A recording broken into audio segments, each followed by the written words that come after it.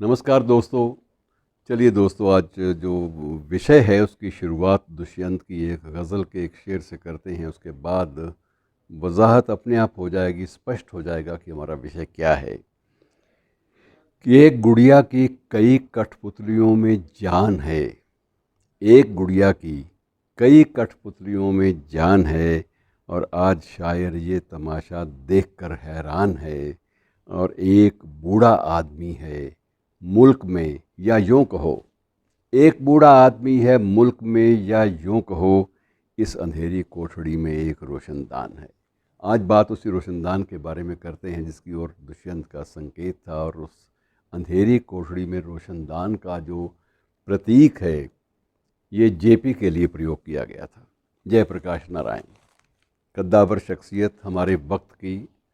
और उसका मूल्यांकन हो ही नहीं सकता, क्योंकि मूल्यांकन के दायरे से, परिधि से कहीं ऊंचा उठा हुआ कद्दावर शख्स, जिस पर बहुत सारी कविताएं लिखी गई। और कविताएं लिखने वाले भी सिर्फ वो प्रशस्तियां गाने वाले लोग नहीं थे, बल्कि दिनकर जैसे लोग, दुष्यंत जैसे लोग थे, जिन्होंने पूरे के पूरे पृष्ठ जो हैं वो जेपी के दर्शन, जेपी की निष्ठा, जेपी के संघर्ष पर, पूरे के पूरे धर्मवीर भारती वगैरह सभी उस पर शामिल थे।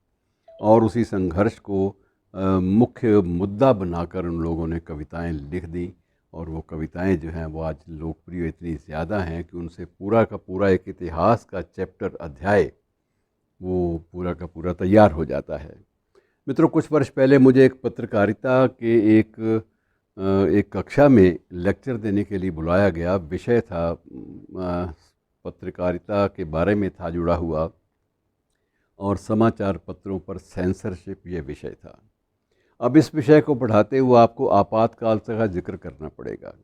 जब आप आपातकाल का जिक्र करेंगे तो उस वक्त आप जेपी की बात करेंगे।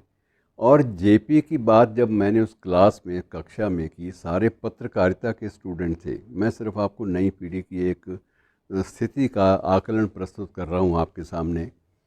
मैंने उनसे पूछा कि आप जेपी को जानते हैं ना। और मुझे लगा कि सारी क्लास खामोश है, तो मैंने उनसे पूछा जो जेपी को जानते हैं। मेरा दूसरा एक थोड़ा सा खलबली सी मची जहन में कि जो जेपी को जानते हैं वो हाथ खड़ा करो। और मित्रों, सिर्फ एक हाथ खड़ा की हुआ, और बाकी सब ने कहा कि हम जेपी को नहीं जानते। ये बड़ी विचित्र स्थिति थी जिसने मुझे एक पूरी पुस्तक लिखने पे विवश किया। पुस्तक का शीर्षक, जो पहला संस्करण था उसका, यही था कि पूछते हैं वो कि जेपी कौन है। तो अब जेपी के बारे में ये कोई सवाल पूछे, जेपी कौन है, और वो भी आज अभी हाल ही की जो नई पीढ़ी जो पत्रकारिता सीख रही है, अगर वो पूछना शुरू करेगी तो मित्रों बहुत स्थिति बड़ी विकट हो जाएगी। और विकट इसलिए हो जाएगी कि जेपी सिर्फ एक व्यक्ति का नाम नहीं है, एक विचार का नाम है।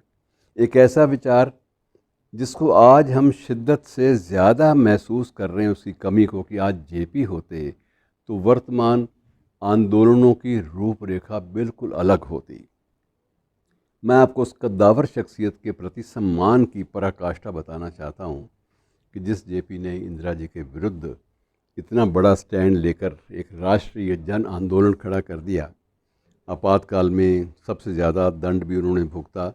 और उससे पहले बेशक वो नवनिर्माण आंदोलन था, नवनिर्माण योजना युवाओं के लिए गुजरात से शुरू हुई, उसके बाद बिहार से शुरू हुई, फिर उसके बाद पूरे देश में फैली।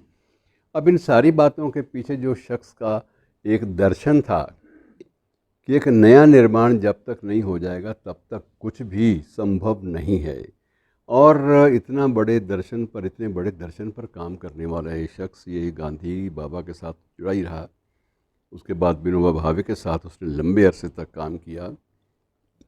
अगर काम आप गिनने लगेंगे मित्रों तो कहीं समाप्त होने में नहीं आएंगे। आप हैरान होंगे कि डाकुओं के आत्मसमर्पण में सबसे बड़ी भूमिका जेपी की थी। और इस तरह से बहुत सारे ऐसे काम थे। और ज़िंदगी को उसने बिल्कुल अलग ढंग से लिया, बिल्कुल नए ढंग से लिया। आप आश्चर्य करेंगे जब मैं आपको ये बताऊंगा कि जेपी जब उच्च शिक्षा प्राप्त करने के लिए किसी छात्रवृत्ति पर अमेरिका में गए तो अपनी पत्नी प्रभावती को गांधी बाबा के आश्रम में छोड़ गए, साबरमती में, कि बाबा इसको संभालो, मैं ज़रा पढ़ के आता हूँ। और स्वयं पढ़ने के लिए चले गए। अब पढ़ने के लिए छात्रवृत्ति तो मिल गई, लेकिन छात्रवृत्ति के अलावा वहाँ रोटी भी खानी है, भोजन भी करना है, सारी चीज़ें करनी हैं। उस वक्त आप जानते हैं, आप अनुमान लगा सकते हैं जेपी ने क्या काम किया। जेपी ने एक फेस क्रीम बेचने वाले मामूली एजेंट का काम किया, जो घर घर जाकर फेस क्रीम बेचता था और कहता था देखो मैं कितना सुंदर हूँ, मैं यही क्रीम इस्तेमाल करता हूँ। इस प्रकार के इस स्तर के काम कर करके उस व्यक्ति ने अपनी गुज़र औकात के लिए 4 पैसे इकट्ठे किए और स्वयं को इस लायक बनाया कि वो परीक्षाओं में उत्तीर्ण हो सके। और उसके बाद मित्रों सिलसिला स्वाधीनता संग्राम में तो है ही जुड़ा हुआ। किस प्रकार से जेपी ने भूमिगत रहकर भी अपने कुछ जो रेडियो स्टेशन, गुप्त रेडियो स्टेशन चलाए, और किस तरह से वो नेपाल में भी उसका सम्मान इतना ज़्यादा था कि वो जब यहाँ से पलायन करके नेपाल में जा चुके तो नेपाल में जाकर जहाँ उन्होंने वो भूमिगत रेडियो स्टेशन चलाया था, वहाँ भी उनका सम्मान इतना बढ़ गया कि नेपाल की राजनीति में भी दशकों तक जेपी के नाम को लोग भुनाते रहे। हमारे देश में तो भुनाया गया, और हमारे देश में सबसे बड़ी बात थी कि जेपी ने अलग अलग सरोकार देखे, अलग अलग आंदोलन देखे, शिखर पर बैठा रहा हमेशा आंदोलनों के, संघर्ष के, लेकिन एक बार भी किसी भी पद को स्वीकार नहीं किया।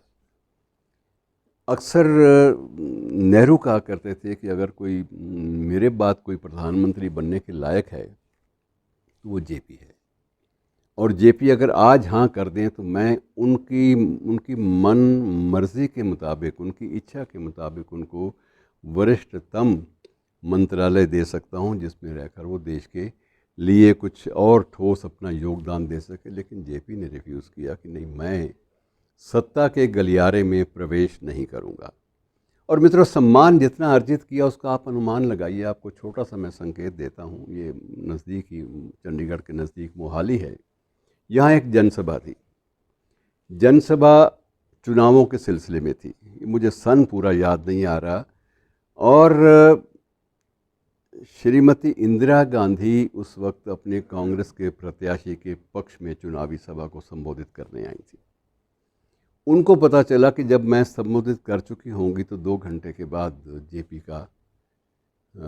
जेपी की एक रैली भी नज़दीक कहीं है, तो उन्होंने स्वयं लोगों से अपील की कि मेरी बात तो सुनने आप आ गए, मेरा आग्रह है कि उस बंदे को भी ज़रूर सुनिए, क्योंकि वो बंदा इस लायक है कि पूरे के पूरे देश को एक नई दिशा दे सकता है। मुझे उस पर भरोसा है, चाहे हमारे वैचारिक मतभेद हों, लेकिन उस व्यक्ति के मन में, मेरे जब मन में अभी तक श्रद्धा है, तो आप अंदाज़ा लगाइए कि आपके मन में कितनी श्रद्धा पैदा हो सकती है। उसको सुनने के बाद सुनिए ज़रूर, और उसके बाद जब राय बनाने का वक्त आए तो उस वक्त आप अपना निर्णय स्वयं लेने में समर्थ हैं, लेकिन वह व्यक्ति इस लायक है कि उसको सुना जाए। और मेरा आग्रह है कि मेरी जनसभा समाप्त होते ही आप लोग अगर संभव है तो आप उस तरफ ज़रूर जाएं जहां उनकी सभा हो रही है।